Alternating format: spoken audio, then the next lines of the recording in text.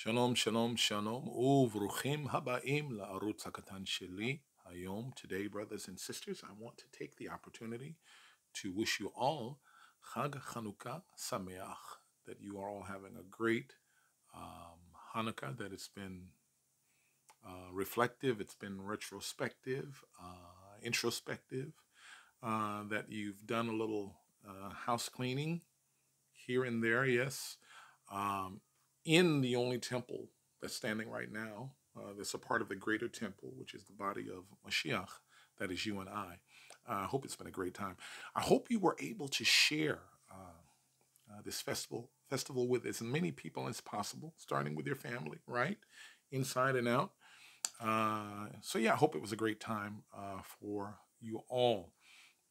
Lots of sweets, lots of sufganiot, latkes for those who like them, pancake thingies. These are all European things or whatever, but they're delicious. The big fight is over.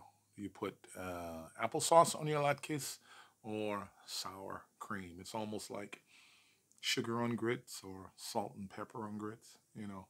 Yeah, sticky situation. Anyhow, I'm excited today to uh, announce to you that I'm starting a new segment. And I think I'm working on a couple of names, but I think I'm almost settled. Hot Second Hebrew is a possibility. And also Hebrew in a hot second. And same thing, right? But what this segment is going to focus on primarily will be treasured passages. And I say that treasured because I'm up to something here. Treasured passages that we hold dear, that you and I consider foundational, that we quote them in times of distress. We use them for strength. We use them for encouragement in times of sorrow, and for reassurance in times of doubt or uncertainty. And these verses, we're going to be looking at the root word of the action word or the verb within that passage in order to see if maybe there's a little bit more meat on the bone that we're not necessarily seeing. And I can guarantee you firsthand, this is usually always the case because when Hebrew or Aramaic is translated down into another language, not to mention into another language, which is then translated down to another language and into another language, in a lot of cases, a lot of the meaning is lost. Or even if the meaning is captured, there's a depth that's missing because of the culture and the language. Okay, so without any further ado, let's get started. So, right off the top here, Psalm 119, verse 11. Psalm 119, verse 11. One of my favorite, absolute favorite, near and dear to the heart verses reads as follows. Okay, of course, in English, you know it as, Thy word, O Lord, have I hid in my heart that I might not sin against thee. In Hebrew, it reads, Belibi, Belibi tsafanti imratecha lema'an lo achate lach. Okay? Um, in my heart, action word, tsafanti. What is it that's being stored away? Imratecha. Imratecha. It is your spoken words, the things that you have spoken. And of course, we know Psalm 119 is a love letter to the Most High concerning his Torah. So we know that Imratecha, Omer, Amar, Omeret, this word, it is referring to the spoken words of the Most High that were written down and became known as Torah. So let me show you that root. That root word is tsafan.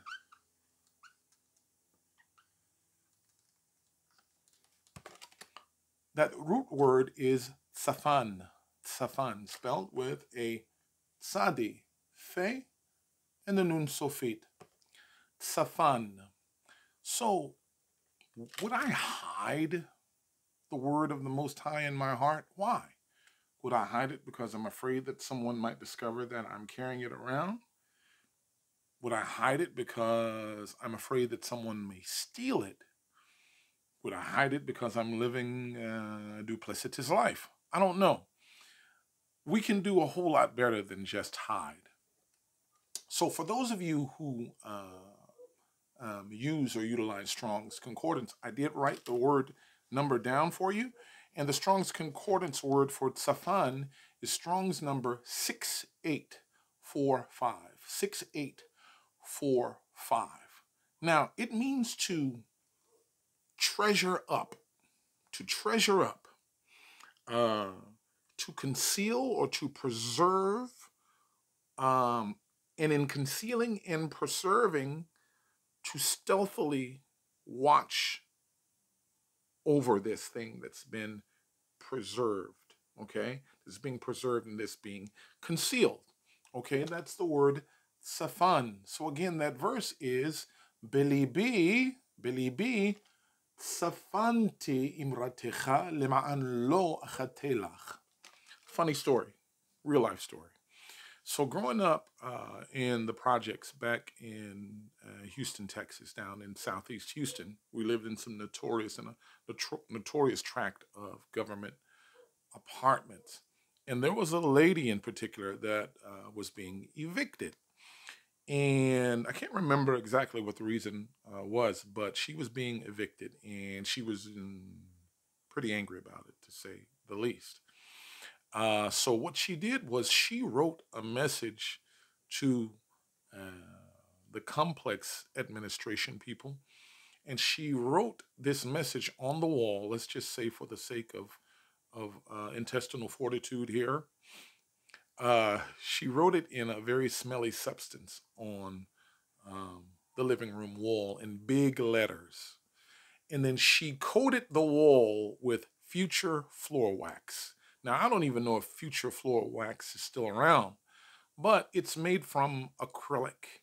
So when she coated the wall with acrylic after she wrote this really nasty message in a nasty substance on the wall, she sealed it with acrylic, and that's it. So you can't sand that off. You can't sand it off. You can't paint over it because the paint just will run right off of it. So you have to knock the entire wall down and redo the wall in order to get things back together. Now, David, why in the world would you bring up such a gross memory from your childhood? Well, let's just say not the substance that was used in the message, but the process of preserving it relates directly to our word tsafan, to our action word. Thy word have I concealed, have I preserved, have I coated or laid over and treasured up in my heart so that I won't achate, that I won't miss the mark, that I won't sin against you. This thing that I have treasured up, that I have stored up, also bears witness because it's watching over me. It's watching over me. How else, David, could you get that out of that one word? I'll tell you how. In some of my other videos, I think I have 2 of them thus far, and I would recommend, if you get a chance, to go back and take a look at the videos known as cognates. Hebrew cognates, you'll see them. I think it's maybe 1 or 2 of them. So a cognate, okay, you have a 3-letter root in a Hebrew word. It's known as a shorish. Shorish is the literal Hebrew word for the roots, like roots of a tree, shorishim. So within a given 3-letter shorish, you can often take 2 of the 3 letters and form another word that's closely related. This is known as a cognate, okay? And the closest cognate to tsafan is tsapa.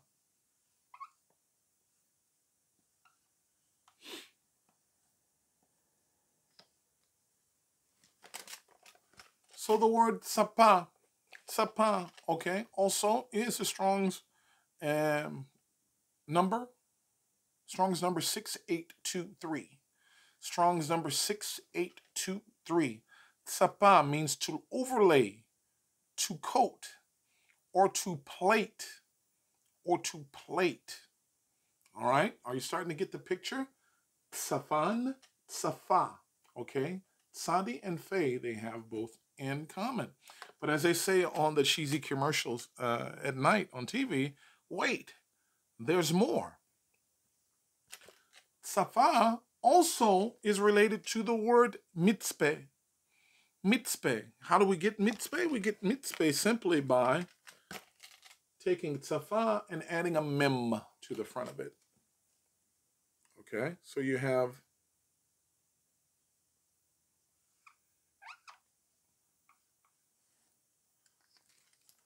mitzpeh, mitzpeh, mitzpeh. So what do you find mitzpeh? I'll tell you. Mitzpeh is found in Genesis chapter 31, verse 49. It's an exchange between low down dirty Lavan, the sneaky liar, and Yaakov, who he chased down. In the story, Lavan chases Yaakov down because Yaakov caught him, Lavan gone away. And Yaakov left with his wives, and he left with his children. He had a 3 days head start on him, but Lavan caught up with him and overtook him in an area called Gilad. Okay, and let's see. Let's take a look at a little bit of this here in verse 48, chapter 31, verse 48. It says, Vayomer. Let's see, Vayomer. Vayomer Lavan, Hagal hazeh ya'ed beini uvenecha. Lavan said that this wave of rocks that we have stood up is a witness between you and me of the pact that we have made. He said, today, Al Ken Kara Shmo, he called the name of the place Gal La'ed. Gal is a wave, Ed is a witness. Ed is a witness, okay? Also in verse 47, where it says, this is verse 47, Vayikra lo Lavan, and Lavan said to him, Yegar Shahaduta. He called the place by an Aramaic name, okay? Yegar Shahaduta, which in Aramaic it means a living witness. Now, if you hear the word Shahaduta, and you think you hear Shahid in Arabic, like a martyr or a witness, that's exactly what it is. Because again, remember, Aramaic is modern spoken Arabic, especially the Shami dialect spoken by people in the Levant, like Palestinians and Syrians. It's nothing but polished up Aramaic. So it means a witness or a living witness. These stones are living witnesses, living stones in the Bible, on and on. That's something you can chase on a little bit yourself. But our operative word shows up in verse 49, and it says, Vehamitzpeh asher amar, and the witness, Vehamitzpeh, and the witness. So, look, in a nutshell, the word tsafan, Exodus chapter 2, verse 3. Exodus chapter 2, verse 3, when Yocheved, the mother of Moshe, when she can no longer hide him, again, there's a choice to use the word only hide.